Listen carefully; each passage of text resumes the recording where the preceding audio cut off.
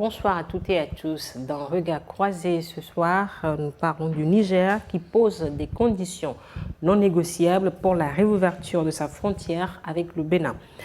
Au Ghana, une conférence sur les réparations pour l'esclavage. Le président gabonais Brice Clotaire Oligui Nguema, devant le Parlement réuni en congrès, il prononce son discours sur l'état de la nation. Et puis le Togo rend hommage à ses martyrs. Pour évoquer ces sujets sur ce plateau, nous avons Gabin Adjao. Bonsoir Gabin. Bonsoir Etonam, bonsoir au plateau. Merci de m'avoir invité. Gabin est juriste. Bouraïma Tchabouri. Bonsoir Bouraïma. Bonsoir Etonam, bonsoir aux amis, bonsoir à tous ceux qui nous suivent de par le monde. Bouraïma est le directeur de publication du journal Le Messager. Et Sana Sadjo. Bonsoir Sana. Bonsoir Etonam. Sana est journaliste, analyste politique. La signature d'accords de défense et de sécurité garantissant la non-utilisation du territoire de l'un contre l'autre, une transparence totale sur les dispositifs militaires étrangers stationnés près de la frontière, ainsi que la création d'une cellule bilatérale de renseignement destinée à renforcer la confiance. Le Niger pose ses conditions pour la réouverture de sa frontière avec le Bénin, une frontière fermée depuis 2023. Alors, Bouraïma, le Niger exige une transparence totale sur les dispositifs militaires étrangers près de la frontière. Comment est-ce que le Bénin peut-il rassurer Niamey face à ces craintes d'une déstabilisation qui viendrait de la France ? Non, je crois que le Bénin peut le faire à partir du moment où vous venez de le dire tout à l'heure, depuis 2003. En juillet 2003, il y a eu fermeture. 2023, il y a eu fermeture de ces frontières et nous savons les conséquences qui en découlent.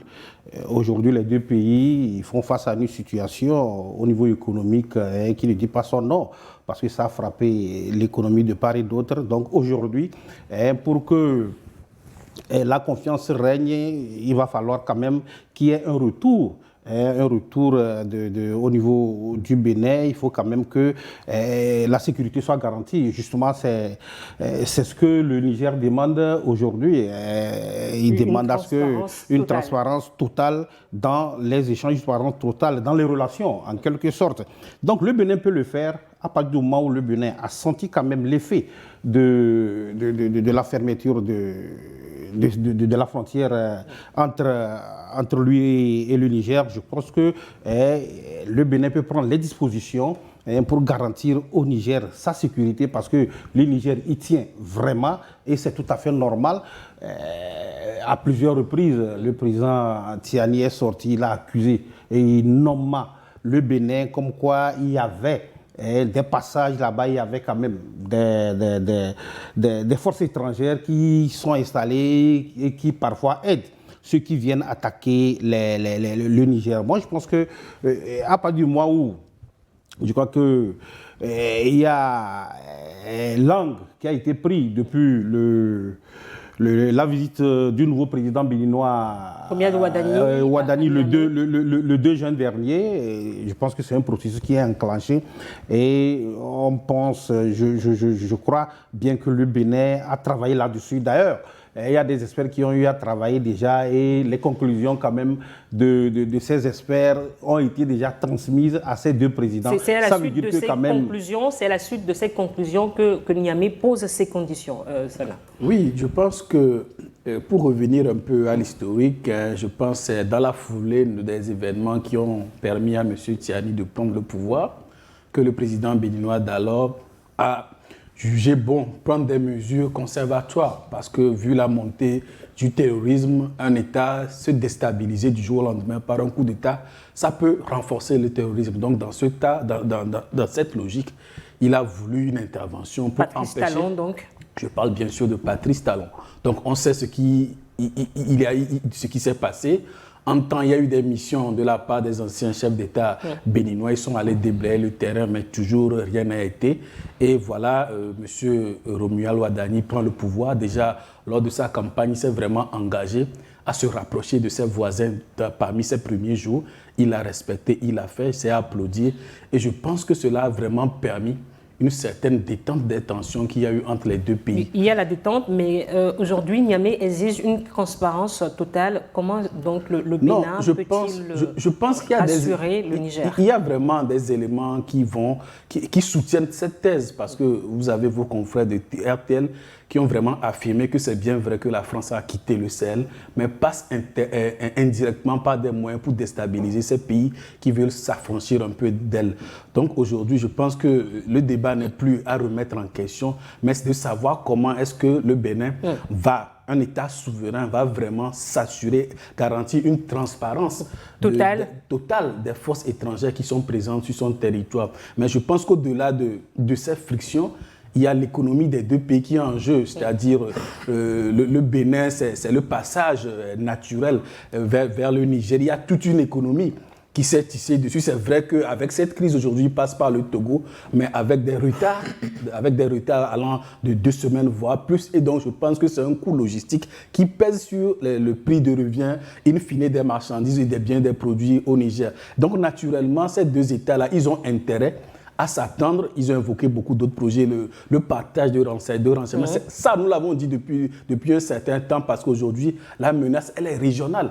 Aucun pays ne peut se réjouir qu'il y a la montée du terrorisme dans son pays voisin, sachant que quand le terrorisme va s'asseoir, mais ils vont, à partir de ce pays-là, avoir une base arrière pour vous déstabiliser. Donc, moi, je me suis réjoui d'ailleurs de cette demande de la part des autorités nigériennes. Il faut vraiment qu'il y ait une coopération au-delà de ces frictions-là pour l'intérêt de la sécurité et de la souveraineté territoriale de nos pays en Afrique de l'Ouest. Gabin, le général Mohamed Toumba du Niger réclame la signature d'un accord de défense bilatérale. Est-ce que c'est une solution réaliste ou un recul pour la souveraineté des deux États, donc du Bénin et du Niger? Non, vous savez, je salue premièrement la prise de langue entre les deux pays, ce processus de dialogue qui a été amorcé. On sait très bien que c'est dans le bon ordre pour renouer la coopération. Déjà, quand le président Bourama Tiani a accepté la visite du président Romuald Wadani, ça veut dire qu'en réalité, les deux pays savent très bien qu'ils sont interdépendants l'un de l'autre. Et donc, aujourd'hui, ce processus-là, c'est de l'enfumage qu'on est en train de nous présenter. Sinon, en réalité, les deux pays sont déjà d'accord pour ouvrir les frontières et amorcer les bonnes relations. Maintenant, c'est le contenu maintenant de ces accords-là qui sont en train de discuter. Et si le Niger veut aujourd'hui arriver à un partage de renseignements avec le Bénin, si aujourd'hui le Niger parle du fait qu'on doit savoir les dispositifs militaires étrangers sur le territoire béninois, ça veut dire que le Niger aussi en contrepartie va le faire pour qu'on sache que bon, voilà, sur notre territoire, on a les forces armées françaises, russes,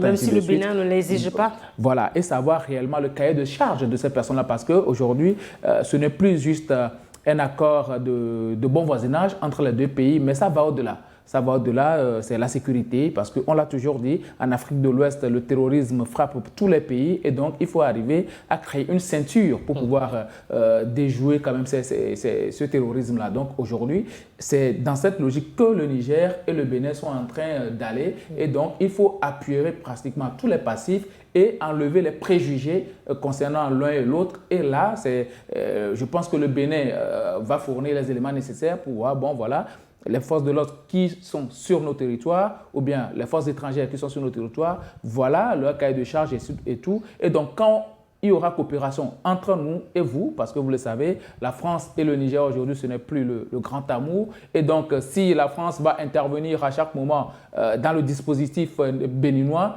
ça empiéterait véritablement sur la coopération militaire et la coopération de défense entre le Niger et le Bénin. Donc, il va falloir que ce soit seulement les deux pays qui arrivent à coopérer ensemble. Et c'est à cela que le Niger veut en venir. Et de l'autre côté aussi, le Niger va fournir les éléments nécessaires pour les Béninois. Voilà les forces russes qui sont sur nos territoires, voilà ce qu'ils peuvent faire et voilà leur cahier de charge. Et là, les deux pays savent sur quel pied danser. Donc, je pense que c'est déjà une très bonne chose que les deux pays renouent avec la coopération. Vous avez vu la dernière fois, il y a encore eu une attaque de l'aéroport à Manidiori au Niger.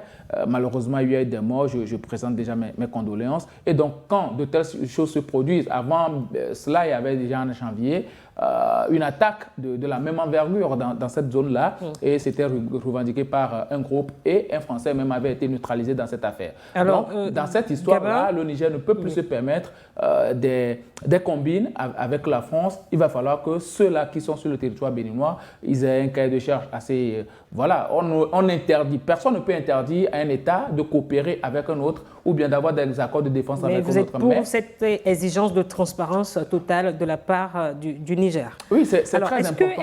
Est-ce que le Niger et le Bénin peuvent collaborer, s'accorder sur des opérations sans l'appui des forces internationales, sans l'appui des forces étrangères? Parce que Sana l'a rappelé. Oui.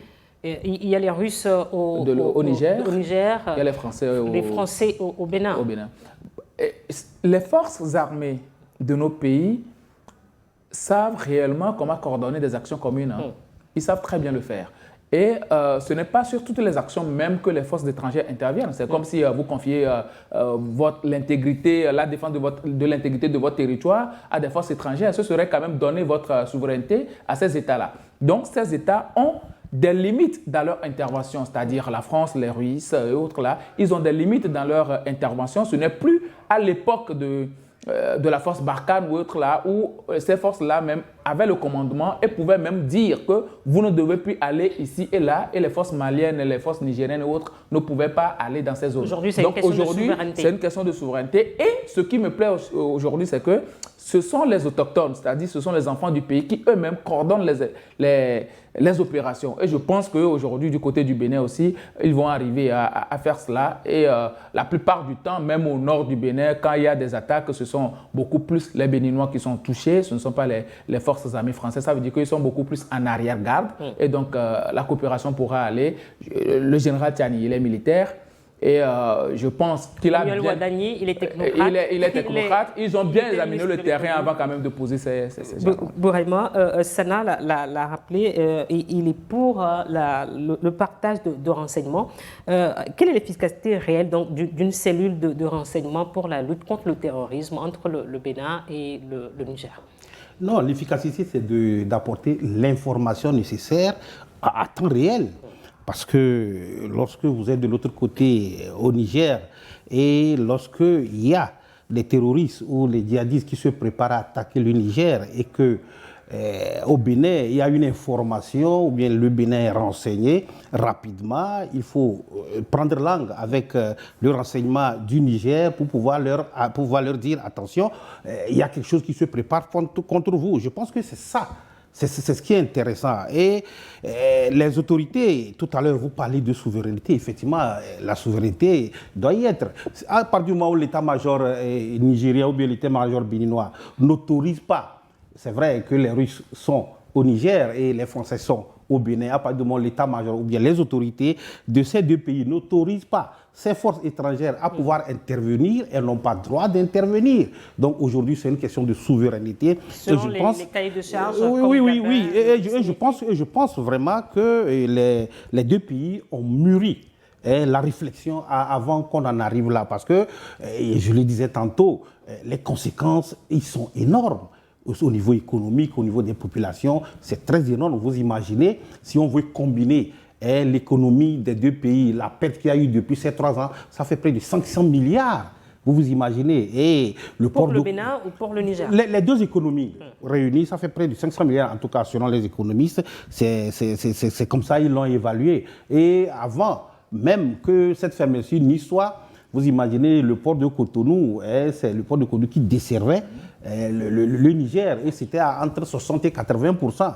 Aujourd'hui, lorsque vous suivez le directeur du port de Cotonou, près de 30%, ça a chuté. Donc les deux pays, aujourd'hui, ont mesuré la conséquence économique sur cette situation. C'est pourquoi ils sont arrivés à ce niveau. L'ami le disait tantôt, en réalité, les tests sont déjà formulés. Il ne reste qu'à signer ces accords pour pouvoir permettre la réouverture de ces frontières. Parce que donc ce sont les réserves du Niger, avec les tests déjà signés? Non, les tests sont déjà là. Il ne reste qu'à signer, à formuler. Je le disais tantôt, les experts ont travaillé là-dessus et ils ont remis les tests acquis de droit. C'est-à-dire que du côté nigérien, au niveau de le président Tiani a le test, et Rumiel également a son texte, et ils sont en train d'étudier pour voir qu'est-ce qu'il faut faire pour arriver à une conclusion finale ou bien à un accord final. Et c'est ça. Voilà ce qu'il faut, il faut comprendre dans ce qui se passe. L'enjeu aujourd'hui, c'est la conséquence. La conséquence de ce que la fermeture de ces frontières. La conséquence économique. Non, sur tous les plans, social et autres, sur tous les plans. Donc c'est l'enjeu aujourd'hui. Sana, en une phrase, est-ce que la sécurité nationale au Bénin prévaut sur les intérêts économiques de la sous-région? Est-ce que la sécurité, moi je pense que les deux vont de pair parce qu'on ne peut pas faire l'économie lorsqu'il y a de l'insécurité. Et comme l'a si bien dit les prédécesseurs qui sont intervenus sur le sujet, avant d'aller à ces grandes rencontres, il y a déjà un accord de principe. Si aujourd'hui ces rencontres sont diffusées par les médias, sont rendues publiques, ça veut dire que derrière, il y a une volonté, il y a un travail qui a été préalablement fait. Et là, on est juste en train de faire les derniers réglages pour que cela soit opérationnel. Mais je sais déjà que par le passé, le Bénin avait déjà invité les représentants, les autorités de l'AES à venir circuler sur le territoire béninois pour s'assurer qu'il n'y a pas de base arrière qui serait en train de vouloir les déstabiliser. Donc, à la question de la coopération, de la transparence, je pense qu'il n'y aura aucun souci là-dessus et nous prions que cela aille vite pour le bien-être de la sous-région, pour l'intégration et pour vraiment que nos États s'allient contre la menace commune qu'est le terrorisme. Donc on peut envisager une réouverture durable de la frontière? Non, on est dans les derniers réglages. De toute façon, ça va se faire tôt ou tard. Cela va dépendre de la rapidité avec laquelle les dernières clauses sont conclues. Sinon, c'est déjà acté, il y a un accord de principe qui est déjà là. Et donc, on attend juste la finalisation. Et puis bon, puisque les deux présidents se sont même accordés à dire que l'ouverture, c'est dans quelques semaines. Oui.